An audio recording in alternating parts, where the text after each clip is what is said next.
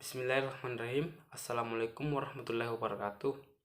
Perkenalkan, nama saya Jusmin Rahim dengan NIM 6070121 kelas C, jurusan Ilmu Peternakan, Fakultas Sains dan Teknologi, mata kuliah Ilmu Hijauan Pakan dan Tata Laksana Ladang Ternak.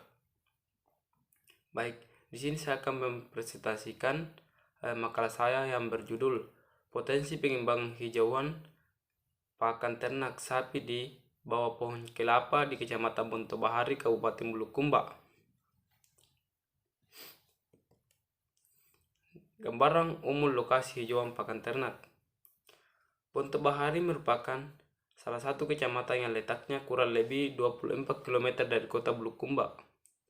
Posisi kecamatan ini terletak pada ketinggian 500 mdpl.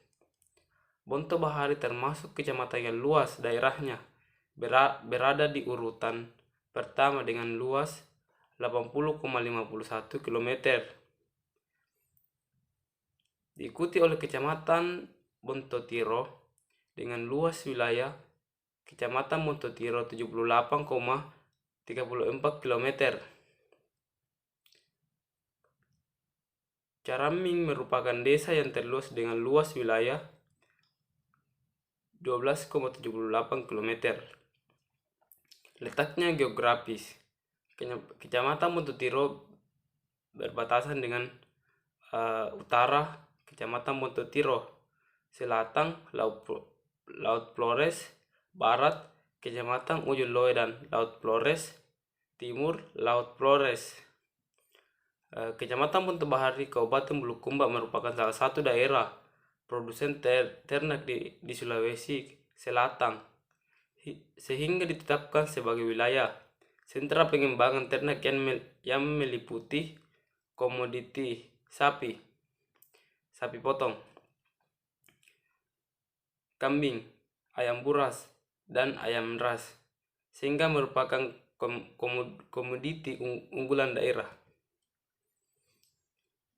Hijauan pakan ternak.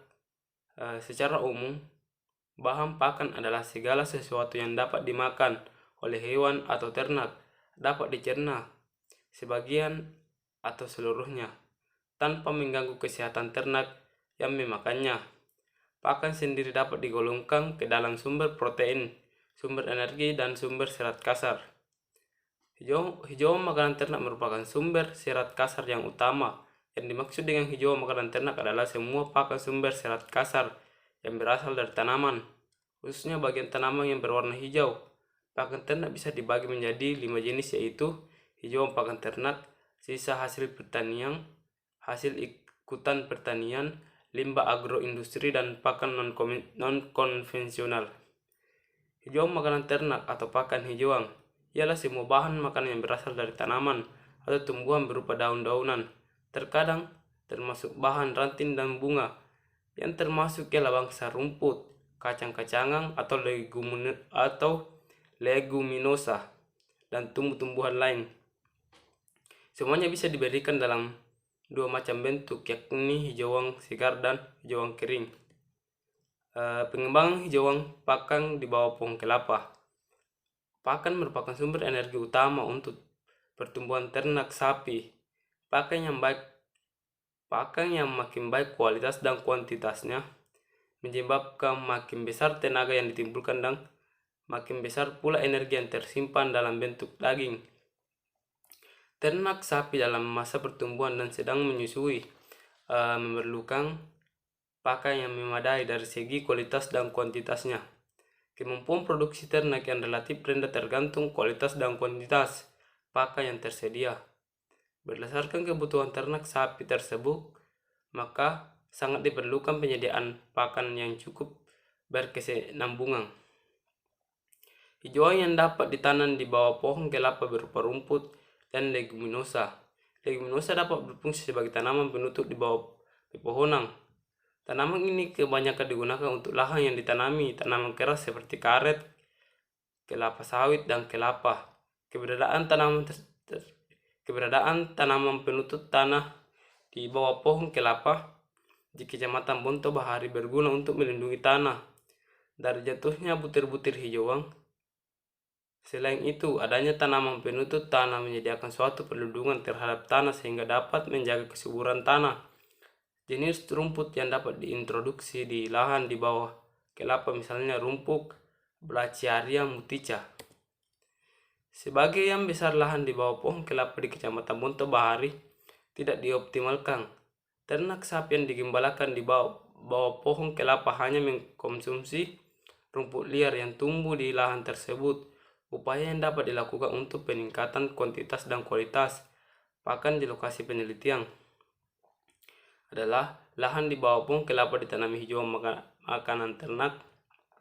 Penanaman hijauan makanan ternak juga dapat bermanfaat dalam mengurangi emisi CO2. Penanaman hijau ini dianggap seperti program mempertahankan kelestarian hutan yang sering dianjurkan. Emisi CO2 dari pertumbuhan penggunaan lahan dapat dikurangi dengan cara konversi hutan. Hutan dipandang sebagai penyerap potensi karbon yang berkontribusi terhadap perubahan iklim. Sistem pemeliharaan hijauan makanan ternak. Yang pertama, pemberantasan siangan atau weeds. Tanaman yang berkualitas tinggi selain dari tata laksana ladangnya yang harus diperhatikan adalah pelaksanaan pemeliharaannya. Pelaksanaan pemeliharaan diantara dengan cara pemberantasan siangan atau weeds, pendangiran, dan pemupukan ulang.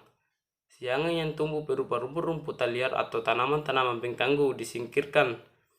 Pendangiran dilakukan guna untuk mengemburkan kembali tanah yang menjadi padat akibat terjadinya hujan lebat. Pemupukan ulang berarti memberikan kembali pupuk atau zat-zat makan dalam tanah yang hilang pada tanaman agar perkembangannya semakin baik dan juga memperbaiki struktur tanah tersebut. Yang kedua, perlakuan pemupukan. Perlakuan pemupukan dapat diberikan setelah penanaman, setelah pemberian N, P, dan K. Bersamaan setelah tanam. Sedangkan untuk pupuk N seperti pupuk urea dapat diberikan 15-20 hari setelah tanam. Selain itu juga dapat digunakan pupuk kandang pada tanaman penghasil hijauan. Pupuk nitrogen dibutuhkan dalam perbandingan yang lebih tinggi dibandingkan dari penghasil biji. Pupuk P dan K dibutuhkan dalam jumlah yang lebih banyak. Pemberantasan hama dapat secara mekanis ditangkap dengan tangan atau pakai jala, sedangkan pemberantasan penyakit dengan penyemprotan fungisida atau membongkar dan membuang tanaman yang diserang penyakit. Setelah melakukan peremajaan, selanjutnya tanaman dipotong mengambil bagian tanaman yang ada di atas permukaan tanah, baik oleh manusia ataupun oleh renggutan ternak itu sendiri sewaktu digembalakannya, yang disebut defoliasi. Defoliasi dilakukan pada akhir vegetatif atau menjelang berbunga. Yang ketiga, kesuburan tanah. Kesuburan tanah akan merosot jika tanah tersebut sering ditanami dan tidak diberi pupuk. Agar peternak memperoleh produksi hijauan secara kontinu, maka salah satu jalan yang harus ditempuh ialah memperbaiki keadaan tanah dengan jalan pendangiran, pemupukan, dan pemanenan yang tepat. Hijauan bisa dipupuk dengan pupuk buatan atau pupuk organik seperti pupuk kandang atau pupuk kompos. Baik, terima kasih. Itulah penjelasan dari makalah saya. Kurang dan lebihnya mohon dimaafkan. Wassalamualaikum warahmatullahi wabarakatuh.